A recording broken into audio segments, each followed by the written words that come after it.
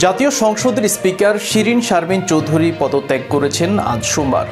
রাষ্ট্রপতি মোহাম্মদ শাহাবুদ্দিনের কাছে তিনি পদত্যাগপত্র জমা দিয়েছেন বলে বঙ্গভবন সূত্র নিশ্চিত করেছে। ছাত্র জনতার অভ্যুত্থানের মুখে গত ৫ আগস্ট শেখ হাসিনা প্রধানমন্ত্রী পদ থেকে পদত্যাগ করে দেশ ছাড়েন। এরপর রাষ্ট্রপতি সংসদ ভেঙে দেন। ৮ আগস্ট অন্তর্বর্তী সরকার শপথ নেয়। শেখ হাসিনা সরকারের পতনের ২৭ দিনের মাথায় পদত্যাগ করলেন স্পিকার ডক্টর শিরিন শারমিন চৌধুরী।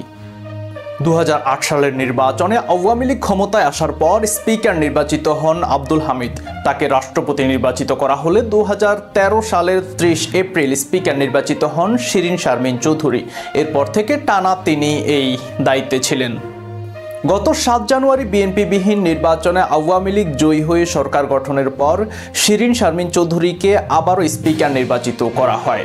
দেশে গত ১৬ জুলাই থেকে ৫ আগস্ট ও সরকার পতনের পরে সহিংসতায় ৭৬০ জনের মৃত্যু হয়েছে। গুলি করে মানুষকে হত্যার ঘটনায় সাবেক প্রধানমন্ত্রী শেখ হাসিনা সহ আওয়ামী লীগ নেতাদের বিরুদ্ধে মামলা হয়েছে। শিরিন শারমিন চৌধুরীর বিরুদ্ধেও মামলা হয়েছে।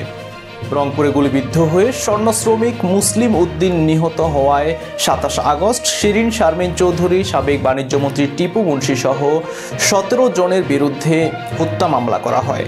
মেট্রোপলিটন কোতোয়ালি আমলি আদালতে মামলাটি করেছেন রংপুর শহরের পূর্ব গণেশপুর এলাকার নিহত মুসলিম উদ্দিনের স্ত্রী দিলরুবা আক্তার। হত্যা মামলায় গ্রেপ্তার হয়ে কারাগারে রয়েছেন টিপু মুন্সি। শিরিন শারমিন চৌধুরী রংপুর ৬ আসন থেকে নির্বাচিত হয়ে সংসদ সদস্য হয়েছিলেন।